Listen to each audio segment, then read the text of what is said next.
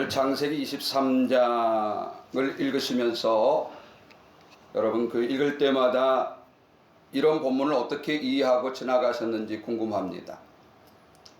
오늘 아브라함이 그의 부인이 죽으니까 그의 부인을 묻을 무덤을 샀다. 쉽게 말하면 이거예요. 이 본문이 과연 무슨 의미가 있을 걸까 하는 것을 오늘 좀 우리가 생각해 보기 원해요. 오늘 성경에 보니까 이 아브라함이 이제 그의 아내가 죽고 나서의 이야기들을 쭉 하고 있어요. 여러분, 세상을 살면서 믿을 만한 존재가 있는가요? 여러분, 세상을 살아보니까 세상에 참 이 사람은 믿을 만하다라는 사람을, 그런 존재를 여러분 찾아내셨는가요? 세상을 살다 보면서 깨닫는 거는 세상에 믿을 사람은 웬만해서는 없는 것 같아요. 제 생각, 제 경험에. 여러분은 어떠신지 모르겠습니다. 그러면 과연 우리가 믿고 있는 하나님은 믿을 만한 존재일 것인가? 여러분, 하나님 믿을 만한가요?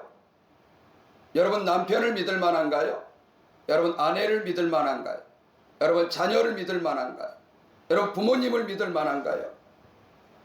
오늘 성경을 읽으면서 첫 번째로 우리가 믿는 존재는 과연 누구일 것인가, 누구인가에 대해서 조금 점검을 해보는 시간이 되었으면 좋겠습니다. 여러분, 믿음이라는 것은 언제 생길까요? 믿음은 언제 생기냐면 내가 약속한 것을 지켜갈 때 우리 안에는 믿음이 생기는 것입니다. 어떤 사람이 나에게 약속했어요. 그런데 그 약속을 그 사람이 안 지켜. 그러면 우리는 그 사람을 믿을 수 있는 건가요? 믿지 못하지요.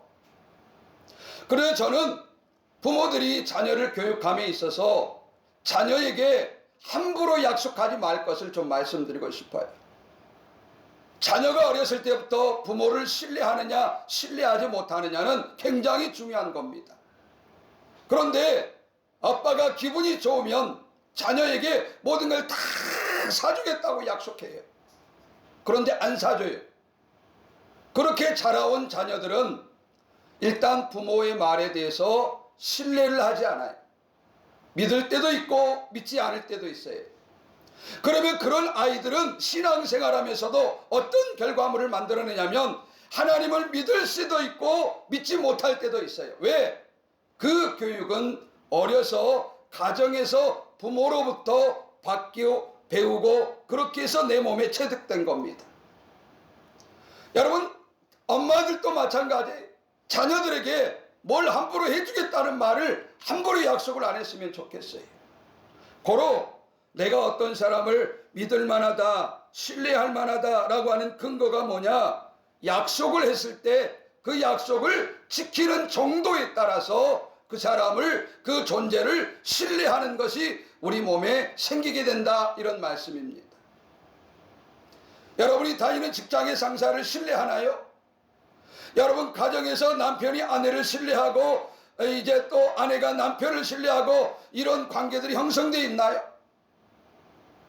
제가 볼 때는 세상은 갈수록 어쩌면 신뢰가, 믿음이 무너지는 세상이 아닐까라는 생각을 종종 해봐요. 왜냐하면 우리 남자들이 돈을 아무리 많이 벌어도 약속한 것을 지킬 수가 없어요. 그래서 웬만한 약속은 여러분 할 때 잘 생각해보고 하셔야 돼요. 대다수의 사람들이 결혼할 때 남자가 여자에게 당신의 내가 물 한 방울 손에 묻히지 않도록, 고생하지 않도록 내가 당신을 호강시키겠다. 아내들은 남편에게 바가지 긁지 않고 잘 섬기겠다고 1년도 못 가서 완전히 뒤집어져요. 여러분, 그러면 우리는 하나님을 믿을 만한 존재로 믿고 있는가, 이런 말. 하나님을, 여러분, 하나님이 믿을 만한가요? 하나님을 왜 믿을 만한가요? 하나님께서 아브라함을 부르실 때 이런 세 가지를 약속하셨어요. 아브라함아, 내가 너에게 가나안 땅을 줄게. 두 번째로, 아브라함아, 내가 너에게 자녀를 줄게. 세 번째로 아브라함아 너를 통하여서 세상 모든 사람이 복을 받은 너가 복이 근원이 되는 그런 존재가 되게 해줄게. 성경에 보니까 아브라함이라는 사람에게 이런 약속을 75세에 했어요. 그리고 아브라함이 99세 되었을 때 아브라함은 인간적으로 아무리 해도 자녀를 낳을 수 없는 상황이 됐어요. 그때 그의 나이는 89세였습니다. 그런데 하나님께서 아브라함과 가정에 할례를 시키시고 하나님의 방법으로 아브라함의 나이 100세가 되었을 때 하나님은 하나님의 약속을 지키고 이삭을 낳게 하셨습니다. 인간이 불가능한데, 인간은 할 수 없는데 하나님은 하나님의 약속을 아브라함을 통해서 지켜내셨다. 여러분, 이것을 아브라함이 생애 가운데 깨닫는 거예요. 아, 하나님이라는 분은 나에게 말한 것을 반드시 지켜내고 마시는 분이구나. 그것을 확극신하고 그것을 경험할 때마다 우리 안에 생기는 게 뭐냐면 그 존재에 대한 믿음이 생기는 거예요. 믿음이. 여러분이 믿음이 생기려면 여러분이 평상시에 집에 가서 성경을 열심히 읽으셔야 돼. 하나님께서 여기서 이런 약속을 하셨는데 여기 와다 보니까, 여기서 있다 보니까 여기서 하신 약속이 여기서 이루어지고 있네. 그러면 하나님이 말씀하신 것은 반드시 이루어지는구나. 나에게도 말씀하셨기 때문에 하나님 나에게 말씀하신 것을 나를 통하여 반드시 이루어내고 마시겠구나. 예배를 드릴수록, 하나님 말씀을 들을수록 여러분 안에 믿음이 들어가는 거예요. 그런데 여러분이 교회를 안 나오고 또 성경을 안 읽다 보면은 교회는 다니지만 믿음이 안 자라는 거죠. 믿음이 안 자라는 거예요. 여러분, 텔레비보다 믿음 잘하신 분 손 들어보세요. 세상에서 열심히 지지고 먹고 살다가 믿음 생기신 분 손 들어봐요. 노래 부르다가 믿음 생기신 분 손 들어봐요. 아무도 없어요. 아무도 없어요. 성경을 읽다가 하나님께서 창세기 12장에 내가 너에게 가나안 땅에 들어가게 하고 내가 너에게 자녀를 주고 내가 너로 하여금 복의 근원이 되게 했다고 약속하셨는데 그 약속이 여기서 이루어졌네. 여러분, 고로 성경을 읽으면 여러분 안에 믿음이 자라기 시작하는 거예요. 부족하지만 주의 종이 통해서 선포된 말씀을 듣고 듣다 보면은 그 말씀이 여러분 안에 믿음을 자라가게 하는 도구가 된다, 이런 말씀이에요. 여러분이 창세기 15장을 좀 찾아서 읽어봐요. 창세기 15장. 하나님께서 뭐라고 말씀하시는가. 이런 이해들이 있고 오늘 본문을 접해야 이게 이런 말이구나 라는 것을 이해할 텐데 아쉽게도 그런 이해가 조금 부족한 것 같아요. 우리 창세기 15장 7절입니다. 7절. 창세기 15장 7절 우리 함께 찾아서 읽어봐요. 함께 읽겠습니다. 또 그에게 이르시되 나는 이 땅을 너에게 주어 소유를 삼게 하려고 너를 갈대아인의 우르에서 이끌어낸 여호와니라 그랬습니다. 그러니까 하나님께서 아브라함에게 자기 이름을 말하는 거예요. 뭐라고? 아브라함은 나 여호와야. 그런데 내가 너를 갈대아 우르에서 이끌어냈어. 왜 그런지 알아?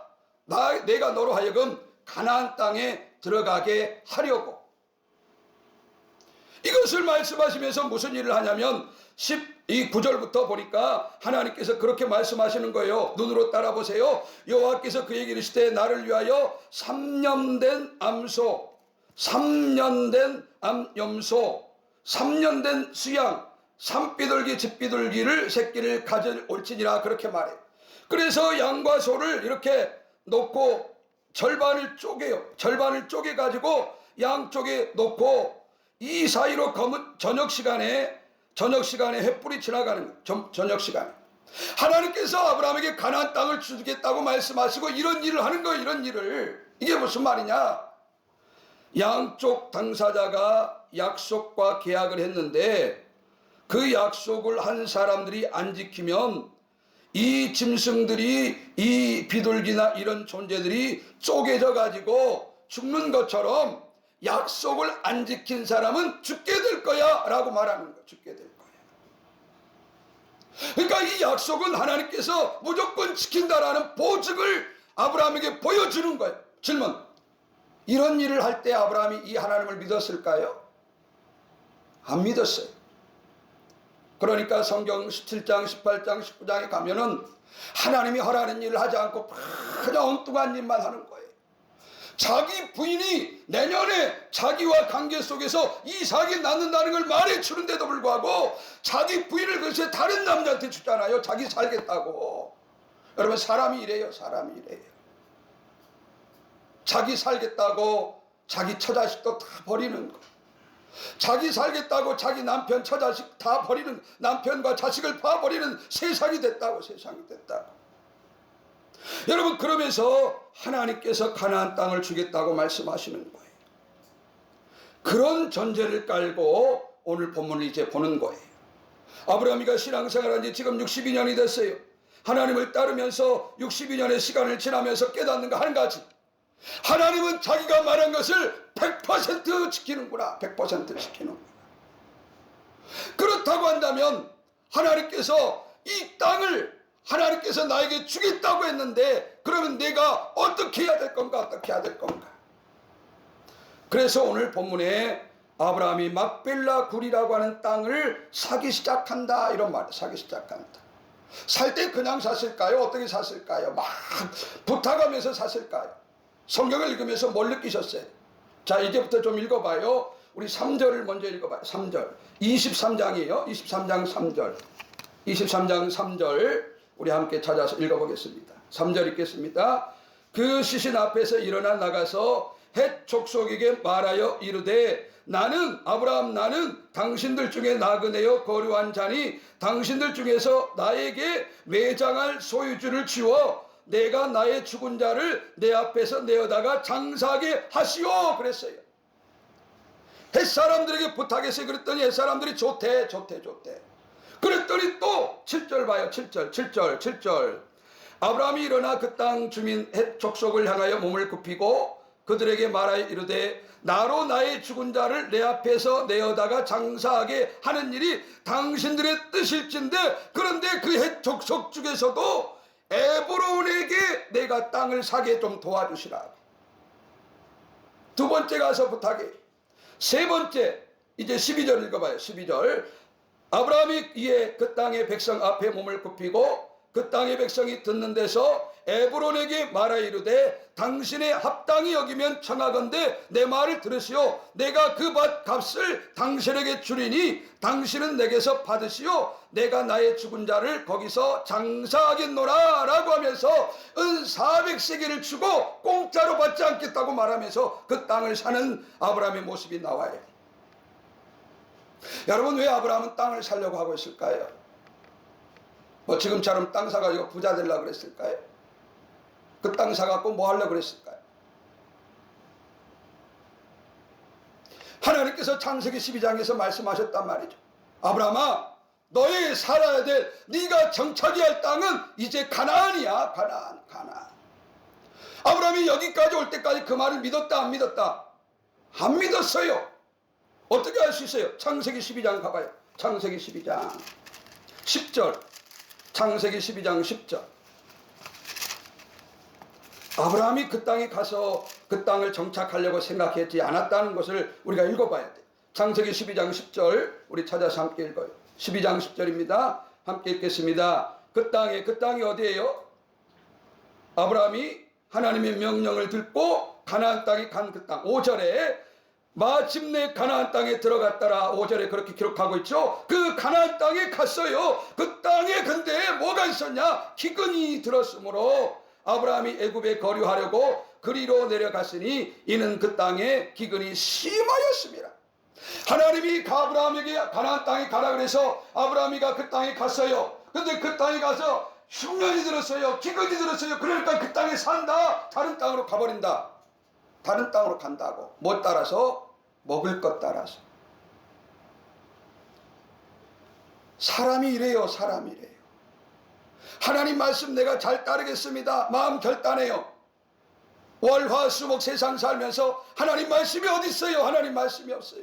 친구의 말 따라서, 어떤 직장 상사의 말 따라서, 아내의 말 따라서, 남편의 말 따라서, 자녀의 말 따라서 우리가 얼마나 변하면서 사냐의 말. 여러분이 다른 사람을 믿지 못할 것도 문제지만 사람들이 나의 말을 안 믿는다는 건 더 문제 아니겠어요? 여러분, 사람들이, 여러분 주변에 있는 사람들이 여러분 믿나요?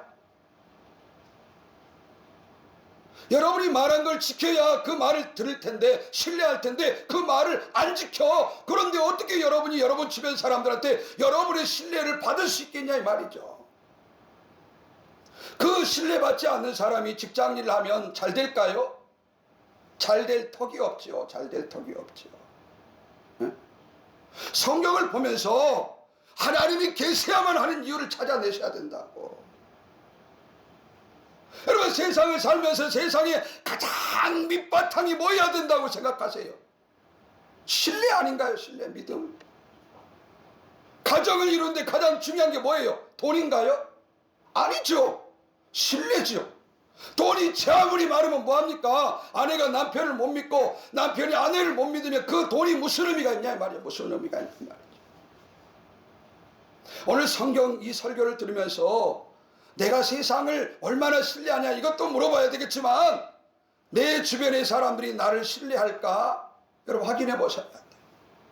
여러분의 주변에 있는 사람들이 여러분의 말을 믿습니까? 여러분의 말을 신뢰하는가요? 여러분 자녀들이 여러분 말을 신뢰하는가요? 여러분 자녀들이 여러분의 말을 왜 안 듣는가요? 여러분 부모를 일단 신뢰하지 않기 때문에 말이 듣지 않는 거예요. 고로 여러분 자녀들이 여러분 자녀들에게 여러분 말을 잘 들으라고 말하지 말고 여러분 자녀가 부모를 신뢰할 만한 신뢰가 회복되면 여러분 자녀는 저절로 부모의 말을 듣게 돼 있다 이 말이죠. 듣게 돼 있단 말이죠. 여러분 이게 하나님의 방법이에요. 하나님의 방법이에요. 그래가지고 오늘 아브라함이 그 땅을 살려고 애걸복걸을 하는 모습이 보여요. 해족속에 가가지고 그 땅 주세요. 해족속 중에서도 에브론에 가서 그 땅 주라. 그 땅 주려고 했더니 이 에브론의 사람, 해족속 사람들이 그냥 가져가라고 공짜로 가져가라고 그랬더니 아브라함이 싫다는 거예요. 내가 기어코 400세겔 주겠다는 거예요. 400세겔. 여러분 400세겔은 얼마나 될까요? 돈으로 따지면. 성경을 읽을 때 그냥 읽지 마시고 이런 걸 한번 생각해 보세요. 은 400세겔이다. 세겔. 한 세겔은 몇 g일까요? 몇 g? 제가 거기다 써놨는데 11g이에요. 11g. 400 곱하기 11을 하면은 약 4만 1000인가요? 4만 1000g이 나와요. 4,400. 4,400. 그러면 이것을 4,400을 3.75로 나눠요. 왜냐하면 은 한 돈이 얼마냐면 3.75g이거든요. 은 한 돈이. 은 한 돈이 3.75g으로 나누면 이게 얼마가 나오고 거기다가 지금 은 한 돈 시세가 얼마일까요? 지금 은 한 돈 약 2,700원 정도 하더라고요. 제가 어젯밤에 다 검색해 봤어요. 그래가지고 이것을 2,700원을 양으로 계산했더니 얼마냐? 약 360 몇만 원이 나와요. 한 370만 원 정도 되는 땅이다 이 말이에요. 370만 원 정도 되는 땅. 그것도 굴이에요. 굴. 무덤으로 쓰려고 하는 땅이에요. 물어보겠습니다. 여러분 같으면 그 땅 살래요? 안 살래요? 여러분 같으면 370만 원 정도 주고 무덤으로 쓸 땅을 사람들을 쫓아다니면서 그 땅을 살래요? 아니면 강남 같은데 금방금방 땅 2개 가지고 부자 되고 그냥 금방금방 돈이 그냥 확확 자라나는 그 땅 살래요?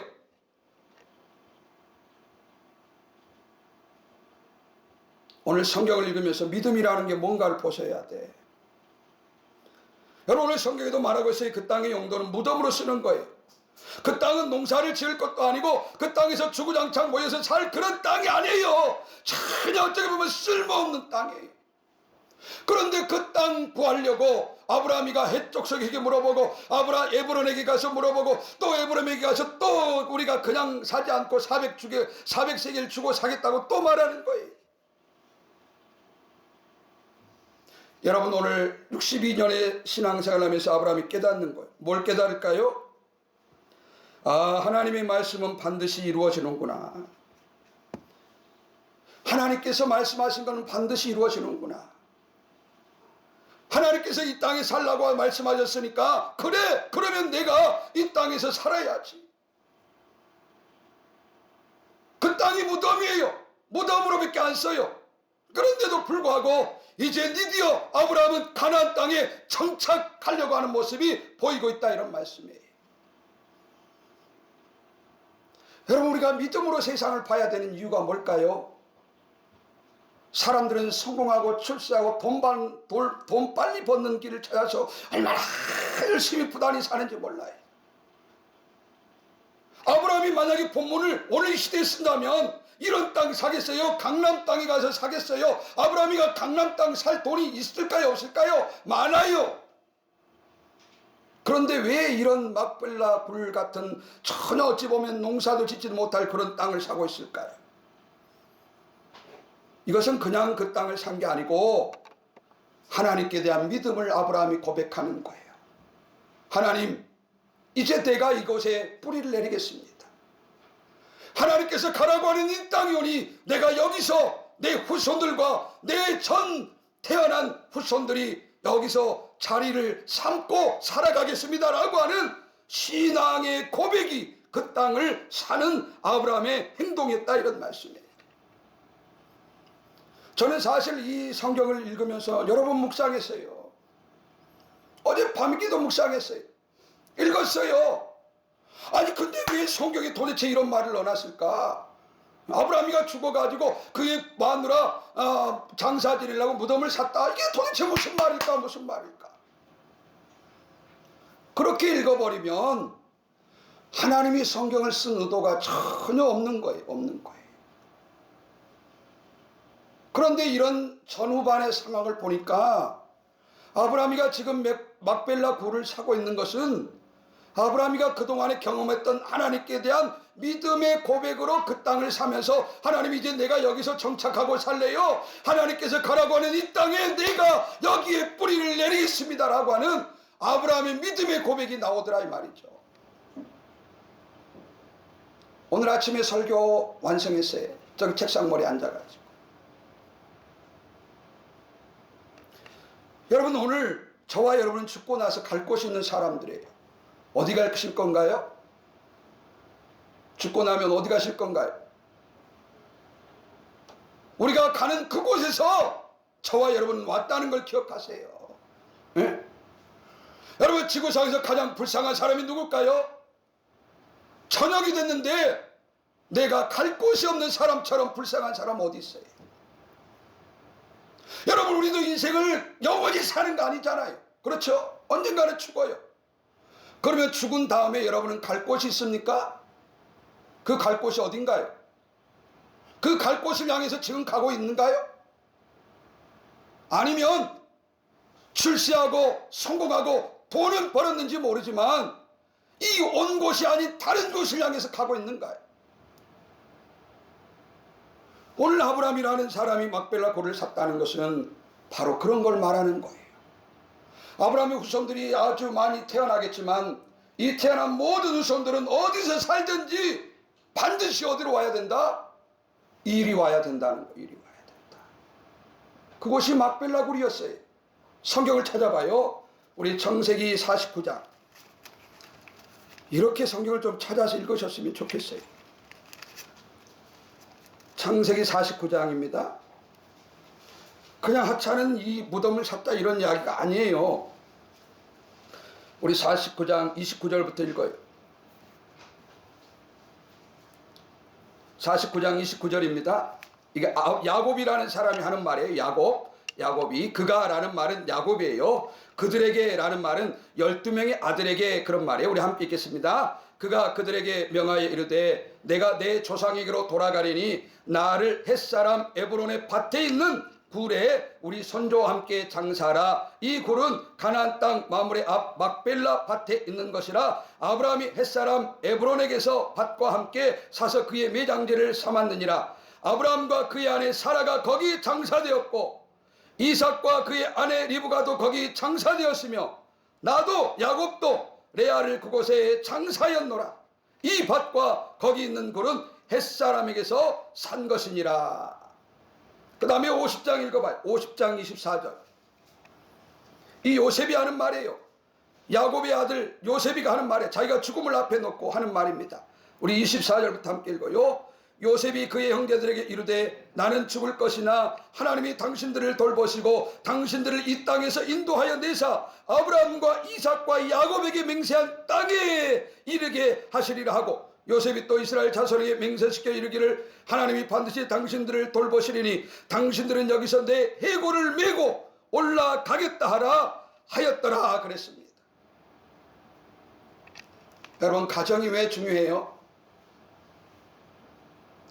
가정은 남편이 나가서 세상 생활하다가 돌아올 수 있는 곳이기 때문에 가정이 중요한 거예요. 여러분, 자녀들이 학교에 가서 돌아갈 가정이 없다? 생각해 보시라고. 여러분이 죽었는데 갈 곳이 없는 인생이 되지 않기를 원합니다. 여러분, 저와 여러분은 반드시 죽어서 두 곳 중에 한 곳을 가게 돼 있어요. 천국 아니면 지옥 간다고. 어디로 가고 싶으신가요? 아브라함도 막벨라 굴에 묻혔어요. 그의 아내 사레도 막벨라 굴에 묻혔어요. 그의 아들 이삭도 그곳에 묻혔어요. 그의 며느리인 리브가도 그곳에 묻혔어요.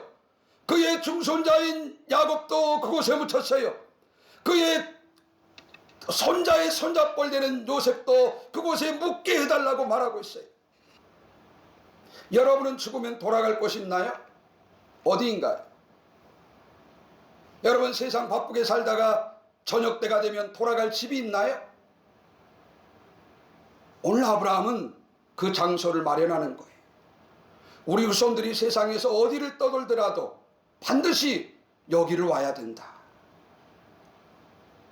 저와 여러분이 갈 곳은 천국이다고. 천국이다.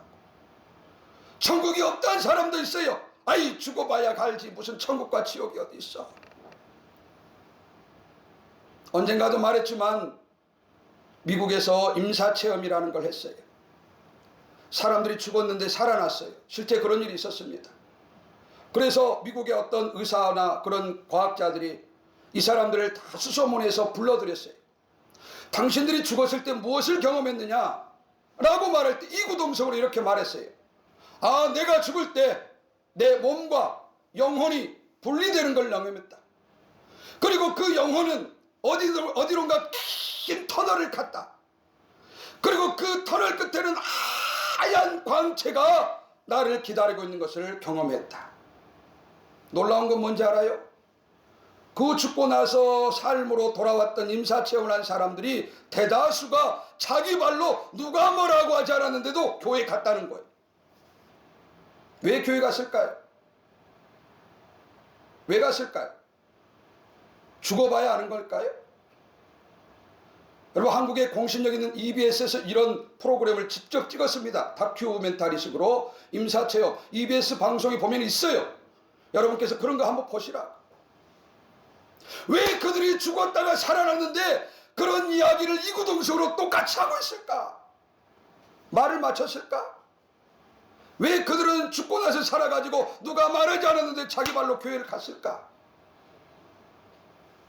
여러분, 오늘 본문을 보면서 죽고 나서 여러분은 어디를 가기를 원하신가요? 죽은 다음에 갈 곳이 있으신가요? 죽었는데 갈 곳이 없는 것처럼 불행한 사람이 어디 있습니까?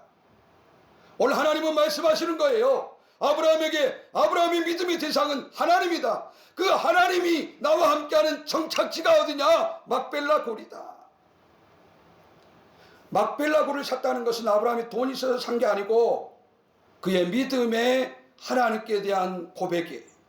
창세기 12장의 말씀이 완전히 이루어졌음을, 아브라함의 생애를 통해 이루어졌음을 아브라함이가 믿고 체험하고 고백하는 아브라함의 믿음의 고백이다, 이런 말이죠. 그래서 23장이 중요해요. 23장이 중요해요.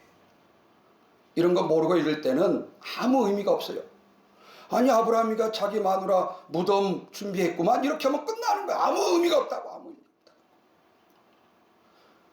근데 죄송하지만 제가 이렇게 설명해 주는 것을 듣다 보면은 23장은 아브라함의 믿음에 대한, 하나님께 대한 믿음의 고백이구나. 하나님은 당신이 우리에게 하신 말씀을 100% 지켜내고 마시는구나. 이걸 찾아내서 그러면 나는 그 하나님을 믿을 것인가 말 것인가, 나는 죽은 다음에 천국에 갈 그런 준비가 되어 있는 존재인가 라는 것을 점검해 볼 수 있는 그런 오늘 이 말씀이 되기를 간절히 부탁합니다. 제가 주보 마지막 전에 그렇게 써놨어요. 장차 이 땅의 삶을 살고 저와 여러분이 가야 할 곳은 바로 이 본향인 천국인 줄로 믿습니다. 거길 향해서 가는 저와 여러분의 인생이 될 수 있기를 주의 이름으로 간절히 부탁합니다. 우리 찬양하시겠습니다.